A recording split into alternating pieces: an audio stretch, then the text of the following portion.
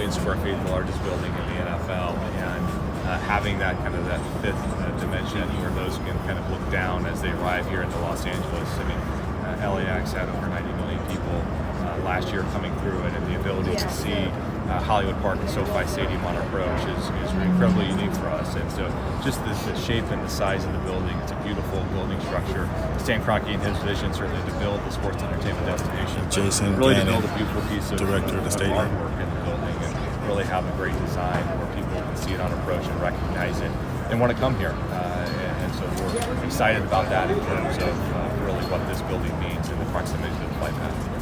Obviously, this is the priority to get this ready. It's not a live but it doesn't appear like some of the entertainment stuff, especially the office buildings, I guess, over here are going to be completed. So once this is completed, what is the next kind of steps for the entertainment?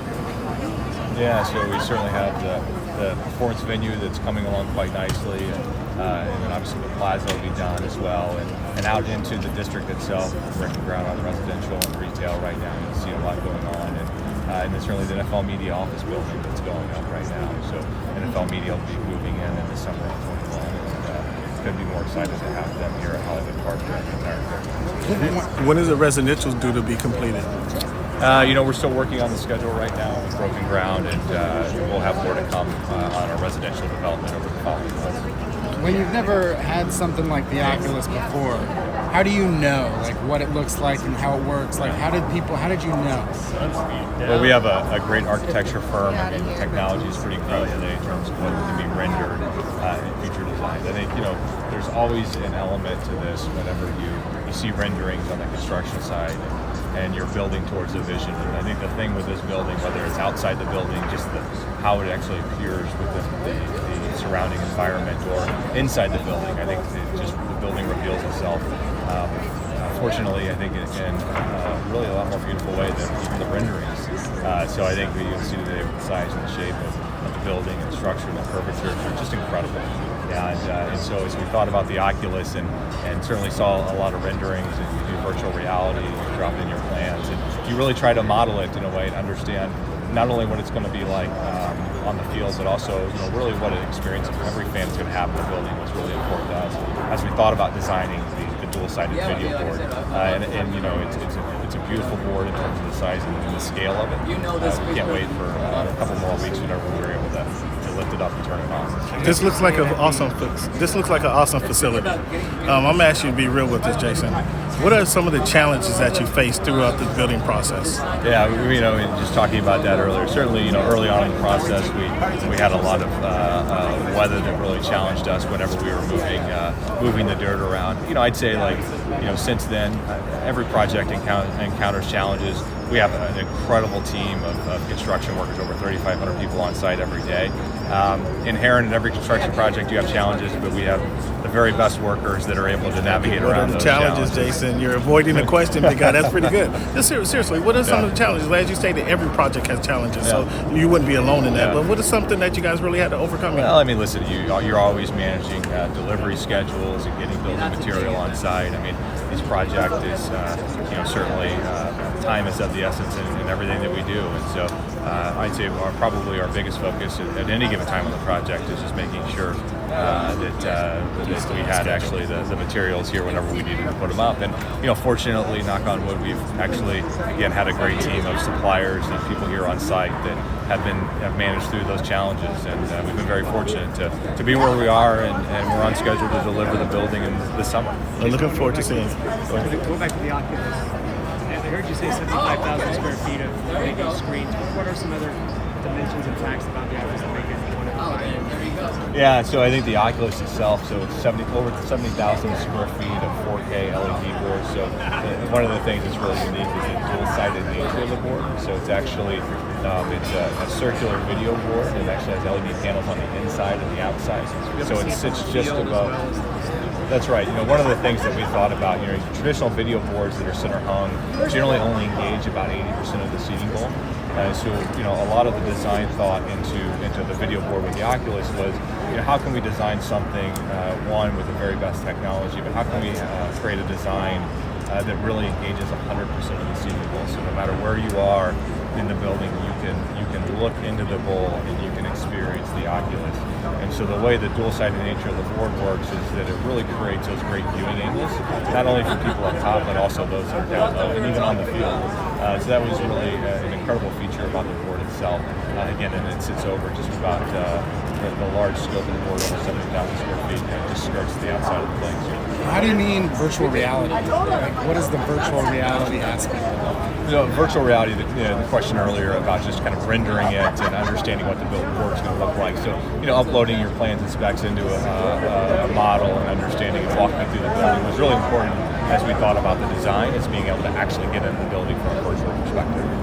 And how is the Oculus Mercedes Benstone as far as, it's 360 circular nature, and they just see it everywhere inside that? Is it a similar team developing it? I can't comment in terms of comparing it. I mean, every venue is unique.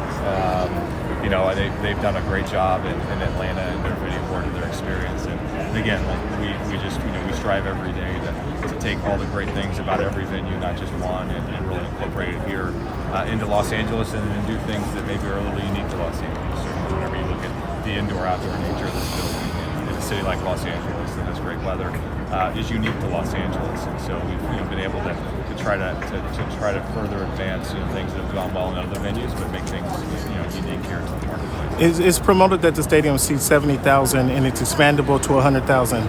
Is that based on the venue or the performer that decides when it's going to expand and how it's going to expand? Yeah, no. So really, it's just a conversation that happens on an event by event basis, depending on who the artist is or who the event is with. So that's something we will decide in conjunction with the event. So the NFL games and the LA Bowl is going to be 70,000, or? So we haven't publicly released the manifest yet in terms of those bowl games itself. We will over the next few months, and certainly leading up to the NFL events, we will release the entire manifest seating count. Okay, I'm looking for that.